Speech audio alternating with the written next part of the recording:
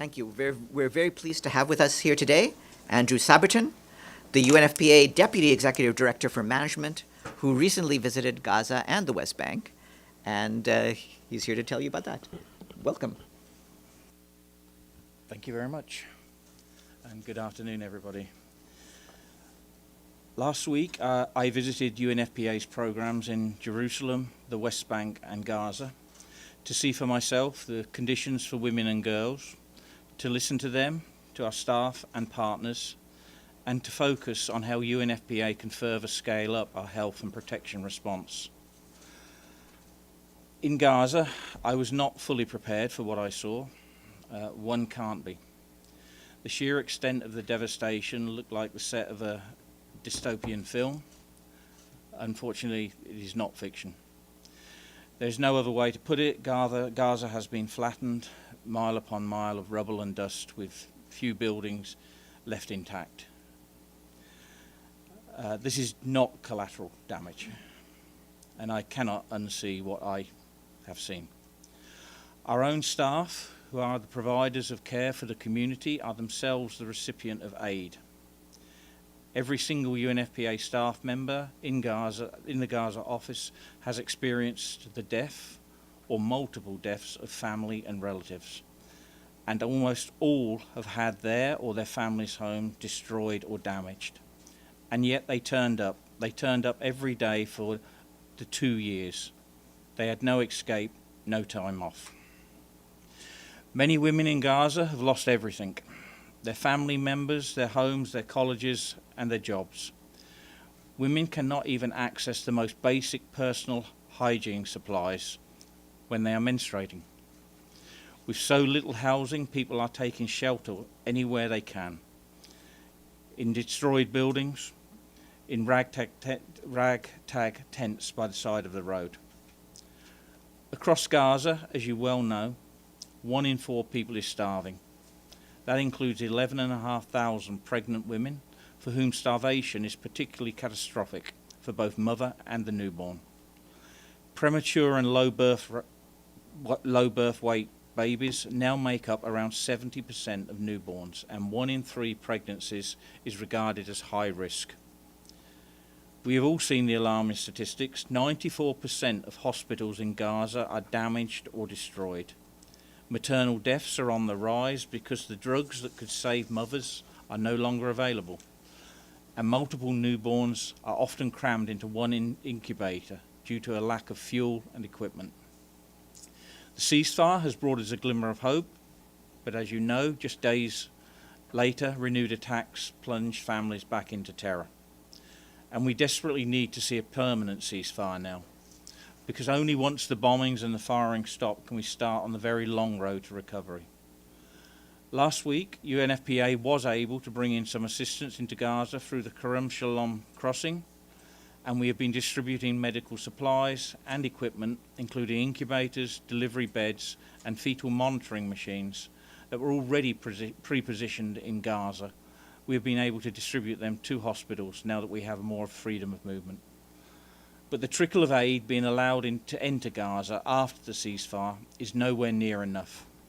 UNFPA has much more assistance at border crossings ready to enter, including more incubators, more heart monitors, beds and other supplies for safe births, as well as much needed hygiene items.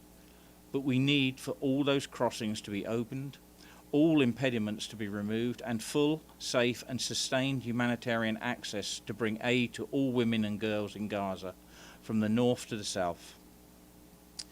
Looking ahead to recovery, we need to restore Gaza's healthcare and protection services for women and girls. This means rebuilding maternity wards for the 130 births that occur every day.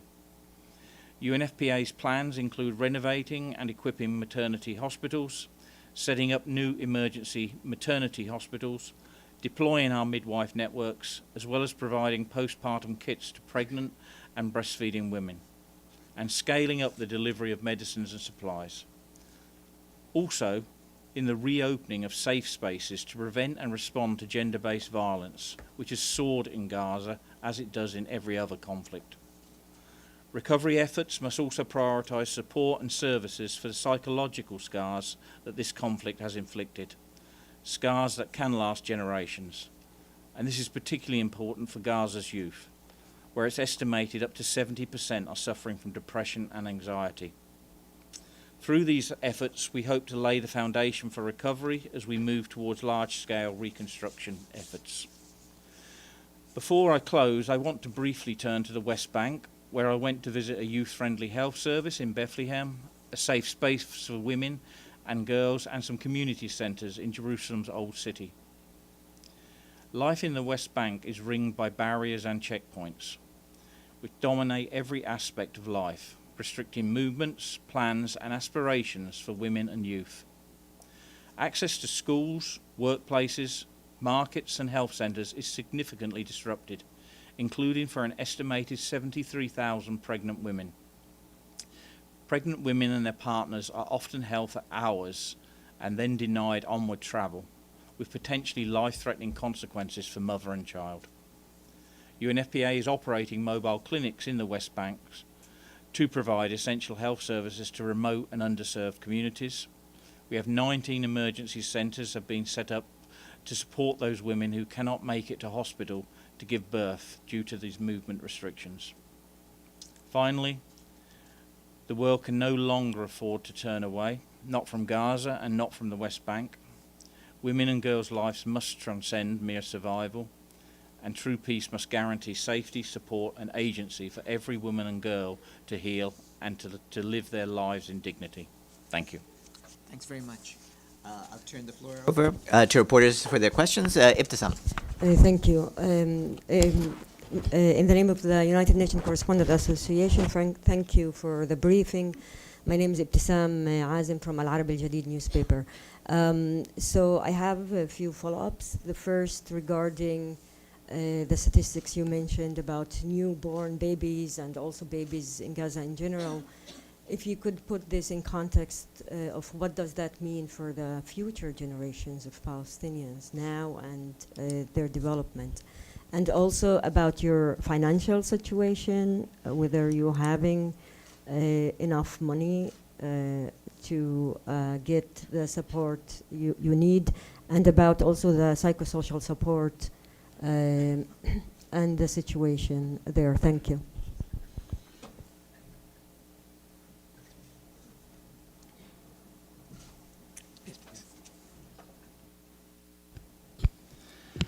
Thank you.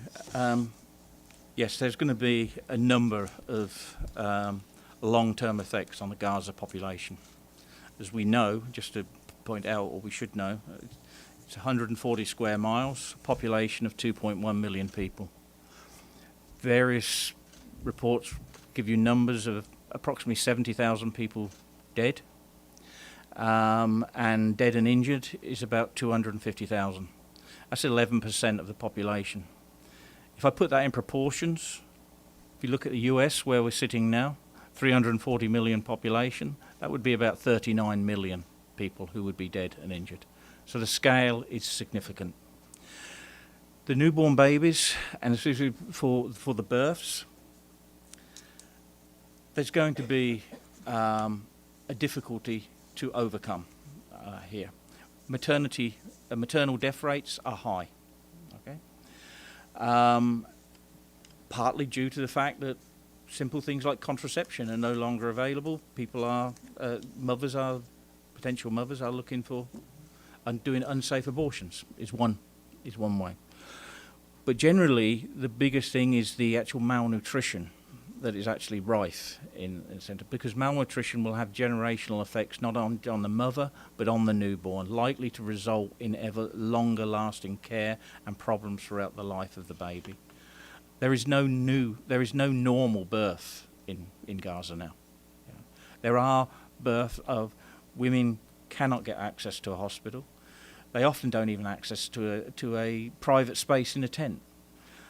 We have stories of women giving birth actually in the rubble beside the road. To make things worse, with regards to the accesses and the lack of fuel and equipment, the ambulance services are basically non-existent. So if you need emergency obstetric care or emergency delivery, otherwise you cannot get it. Often births are given in rubble without any attendant care.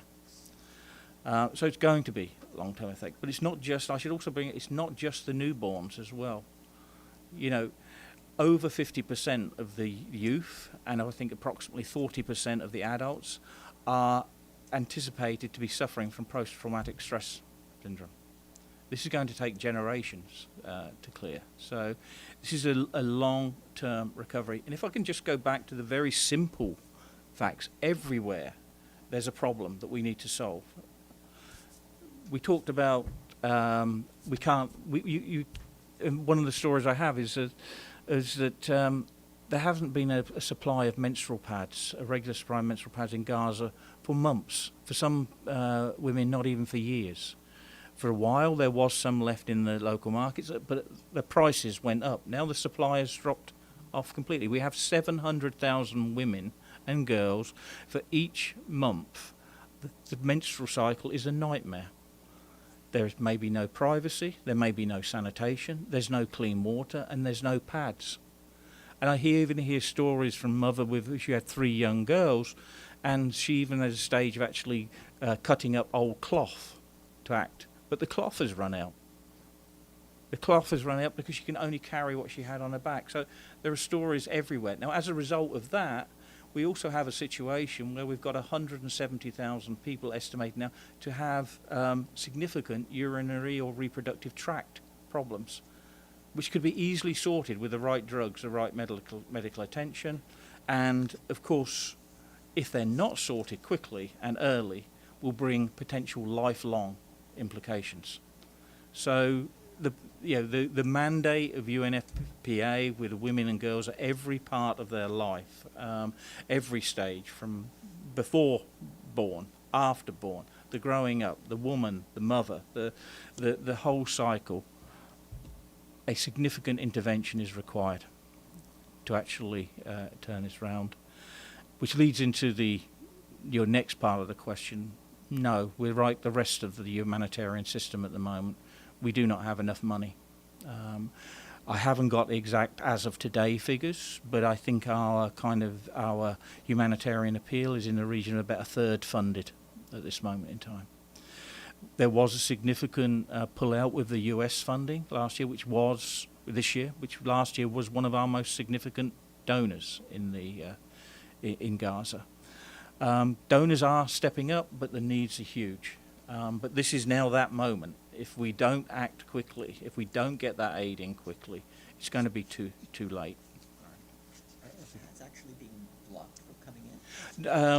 There was nothing coming in from the border at all. So on the back of I can tell you at the moment we have in the region of 200,000 menstrual pads on the back of lorries stuck at borders.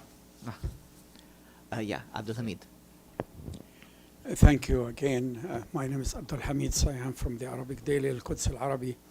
You said, sir, in your remarks that this is not collateral damage, which that means we conclude that it is intentional. There is an intent to destroy and kill Palestinians, women and children and generations. Is there any other name to this except genocide? That is one question.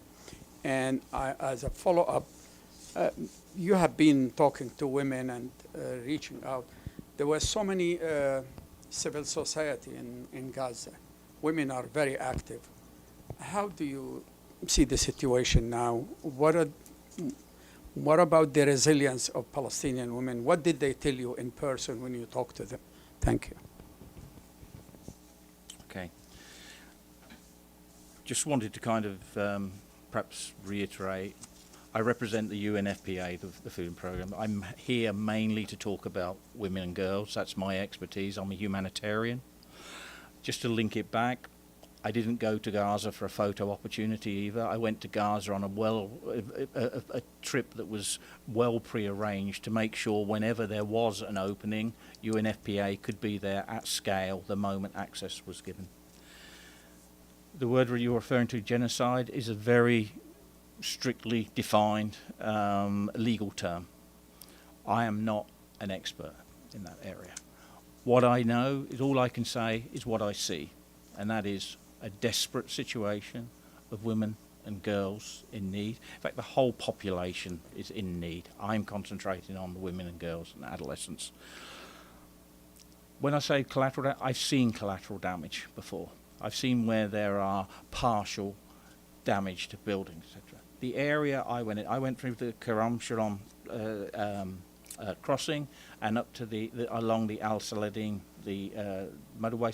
So I went around the skirting of Rafah and Khan Yunis. There is barely a building standing. Okay, I cannot imagine that is, yeah. They're not standing because of collateral damage. The piles of rubble are seemingly endless. And I'm talking of miles and miles. Again, I didn't go up to Gaza City. I didn't go north. I can only tell you what I saw, I might think. But the place is leveled. The place is leveled. Very few standing buildings at all. I did see lots of tent cities. And actually, let me tell you, the tent cities themselves give me a shock.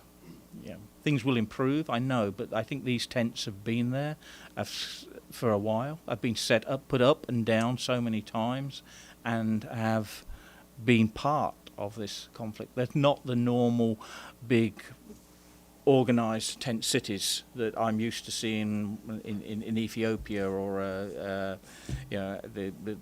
other areas I've visited. These were sometimes just carpets over a pole or a sheet over a pole, or some tents, official tents that were actually, aid tents, but had so many holes in them, so they're so damaged. It was a very desperate situation to them. Now, let me draw on that a little bit more to the second part of your question. Community-based engagement is going to be the key to any recovery in Gaza. UNFPA knows that, as does most of it. We work through our partners. Yeah, our national staff and partners were there before October 2023, which meant we could scale up with them. We already had partners on the ground. Any build back of Gaza needs to be built from the bottom up. At this moment, we're in a situation hoping the ceasefire will hold as a very first step. We know we've got a interim governance, a transitional governance arrangement. But in the meantime, we can build the communities back. Community-based organisations, as much as possible women's-led, particularly in the organisations, the organisation I work for. They're the key. The midwives, the community leaders, the actual groupings of women who actually push back against gender-based violence and bad behaviour. They are key to needing this. We have doubled our implementing partners since this crisis began. We have doubled the number in Gaza to work with, and we're ready to actually support them in the rebuild. And I actually did meet many of the partners, both in Gaza, Jerusalem, and in the West Bank we deal with. The only way UNFPA can deliver what it needs to deliver is working with those women's-led, community-based organisations. Absolutely critical, and I think we know the answer to resilience. I cannot think of a more resilient group of people than the people I met. Staff, partners, and the population. They only need to be given a little bit of hope, and they will take that hope and they will rebuild, and they will rebuild better. Thank you. Thank you. You mentioned that gender-based violence has soared in Gaza. Can you expand upon that a little bit? Are you referring to domestic violence primarily, or stranger gender violence? I think we can probably assume that the whole spectrum of violence is taking place. The percentages are high, and they've grown, and you would expect that in such a conflict zone, but you would particularly expect it when you're going into things such as tent cities. You've got the stress of the household.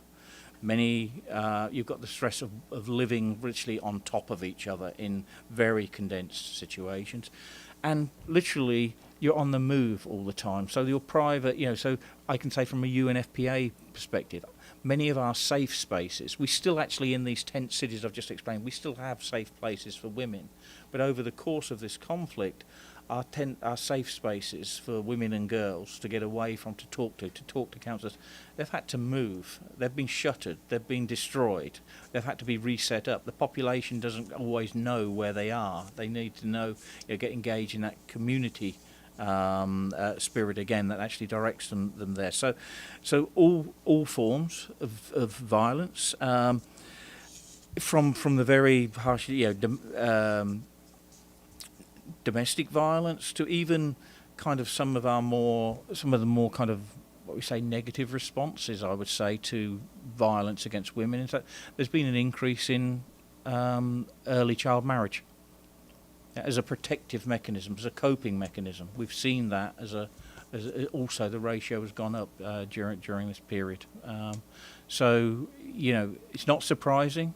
We need to get there and deal with it. Sorry. Do you have any kind of statistics? I can get you some statistics. I've got a colleague at the back who will make a note, and we have them. I could probably find them in my papers, but I would be taking time for questions. But we can make sure you get them by the end of the day. That's Islam? Thank you very much for doing this. Islam Doğru from Anadolu Agency. The way you describe your visit, you sounded like you've been there first time. If that's true, or if I may ask, how many times high officials been there? And second question, would you explain a little bit more how many UNFPA staff working over there locally or internationally currently?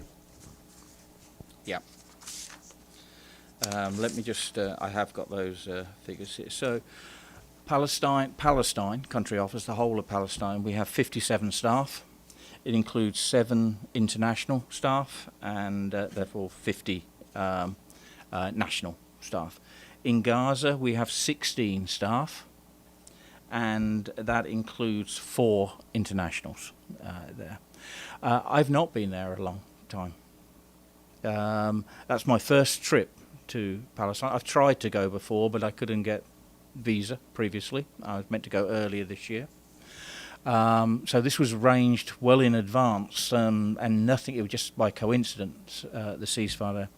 I spent 5 days in West Bank, Jerusalem, Gaza. I was only in Gaza for the day.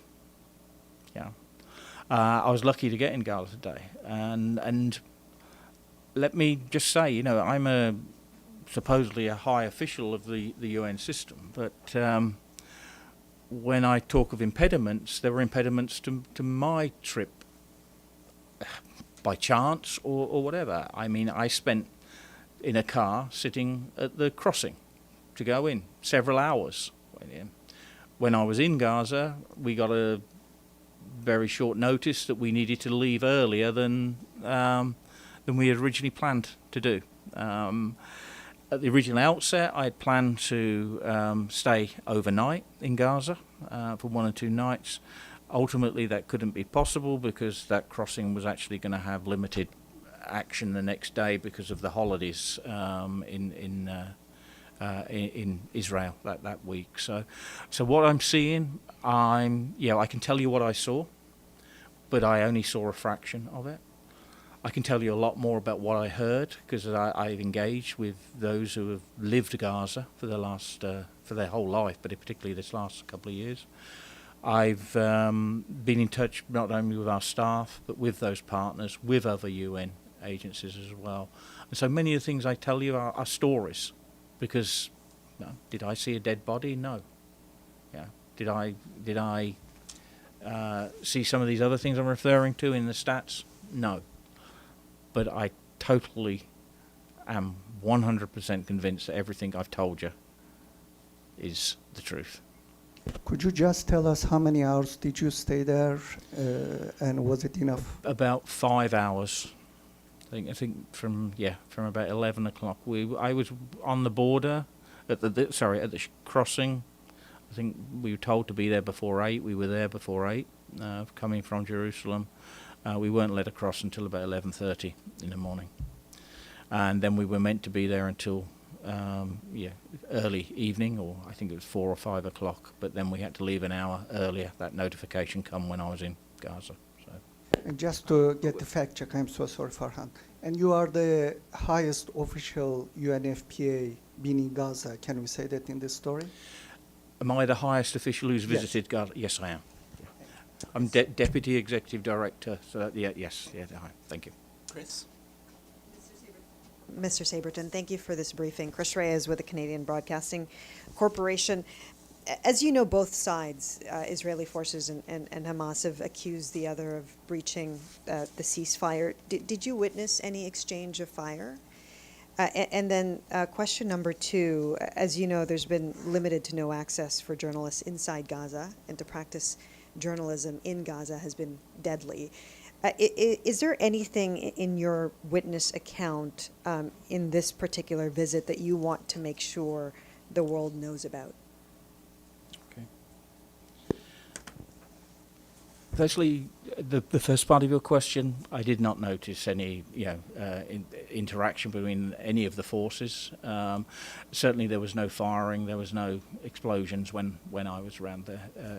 But very, I won't say clear zones. They were only clear because I had a security personnel with me and I knew the zones and where to stop and where to wait the permission. But very clearly there are points where this is where the population is, this is where the IDF is. It's clear to security as well. But no, I didn't notice. Did I see, as I say, the damage? Yes. Did I see ordnance? Yes, there were obviously some undetonated shells on the route that were, that had been undetonated but had been cleared.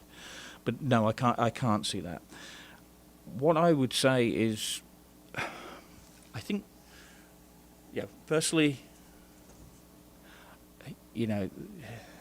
international journalists need to be allowed to have access to Gaza.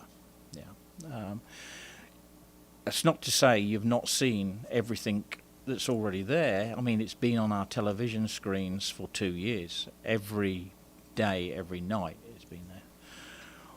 Perhaps my response to your question is a little bit different, though. In terms of, do I want them to know more? No, I don't want them to. I want them to know everything, as they will in time. It may take time. I want the world to act.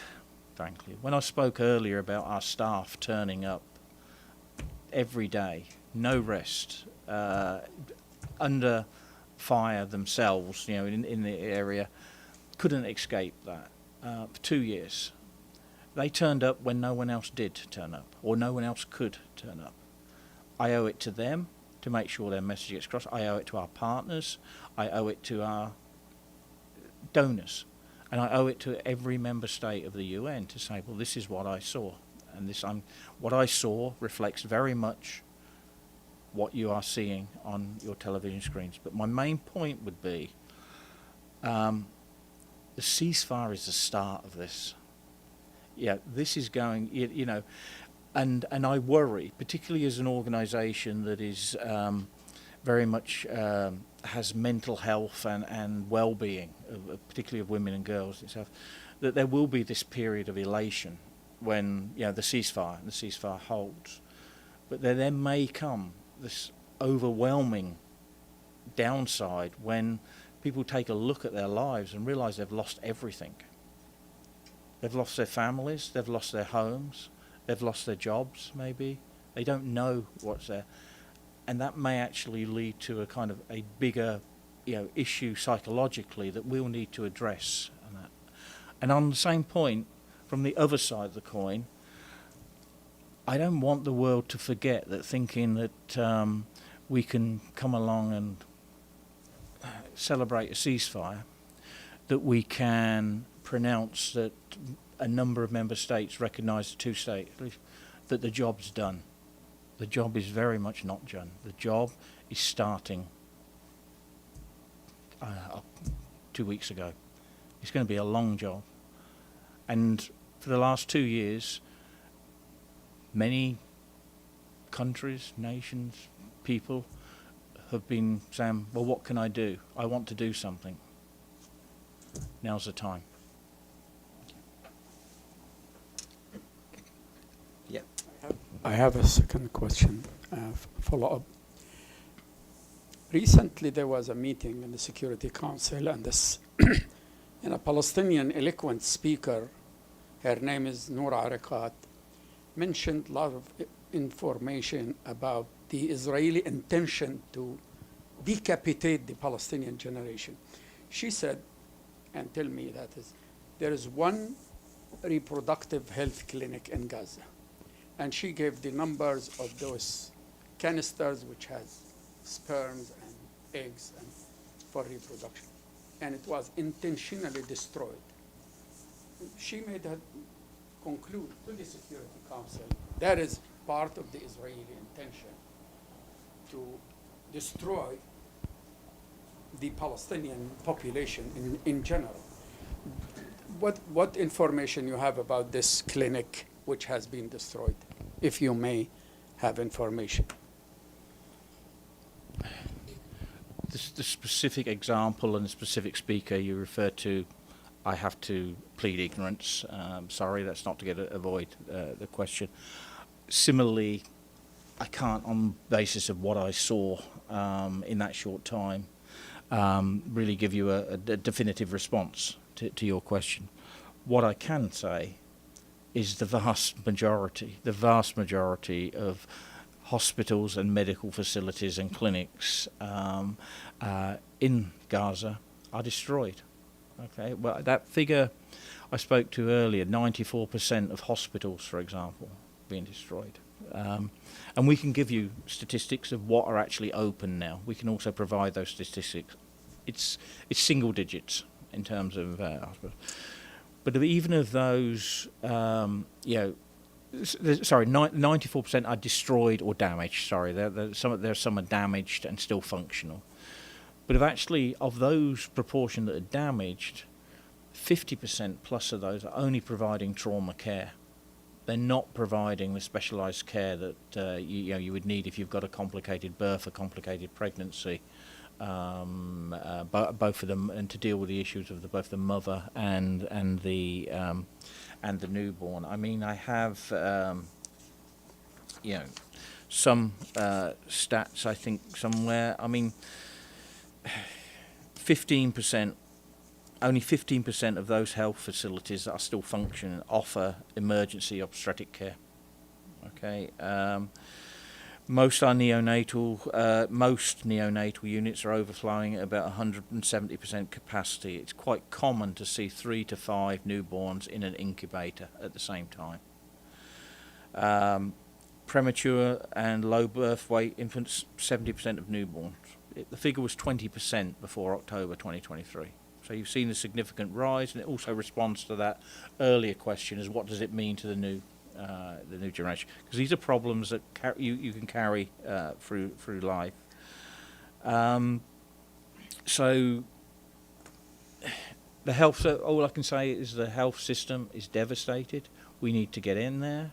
We need to look at this recovery effort from the two aspects, which UNFPA and the rest of the humanitarian system is done, which is essentially, yes, we need to get in there as humanitarians and deal with the emergency. But we must also think of the rebuilding of the long-term infrastructure of the health service, which has been effectively completely destroyed. Thank you. Stefano Vaccara, Ital Press, La Voce di New York. There's been a lot of talking on the possibility to send to Gaza eventually a UN mission similar or even the same of UNIFIL. Basically, UNIFIL has to leave Lebanon and move UNIFIL there. Now, UNIFIL had, apart has been many years in Lebanon, but we saw images and photos of hospitals and blue helmets that were actually women helping other women and the situation in Lebanon wasn't so catastrophic. But my question is, would you have any advices or anything that could help in the case they're building a mission where to make sure that in this UN mission there is a certain percentage of women to go to Gaza to help other women. Yeah, I'm probably limited to the extent of my influence on building such a mission, but let me take a bigger response. The vast majority of our staff in Gaza, the ones I met, are women. UNFPA ensures gender parity as a minimum right across its staffing. We specifically, and this is all part of the wider reform of the humanitarian system now, where we are looking towards more localization. I'm talking about humanitarian system generally, not just Gaza, of working more through local agencies, and in particularly local women-led organizations to help build the response. I mean, I think UNFPA has targeted already 40% of our partners on the ground are women-led, and I think we've targeted 43% in the next strategic planning situation. So we need women's engagement to rebuild, particularly the services that UNFPA has. I would advocate that women. So two things. I would advocate that women are essential for the role, the UNFPA. And I can tell you from my experience of 25 years in the UN system, the more women I have in these jobs, the more women I have leading, then the happier I will be that we will provide the solution to women and girls issues in Gaza and every other place that we're in. Sorry that wasn't specific to your question, but I hope you got the general thing. Thank you. Thanks. Thanks again. I'd like to thank once more Andrew Saberton, the Deputy Executive Director of the UN Population Fund for Management. Thanks a lot. Thank you very much. Thank you. Have a good afternoon, Thank you. everyone. Thank you.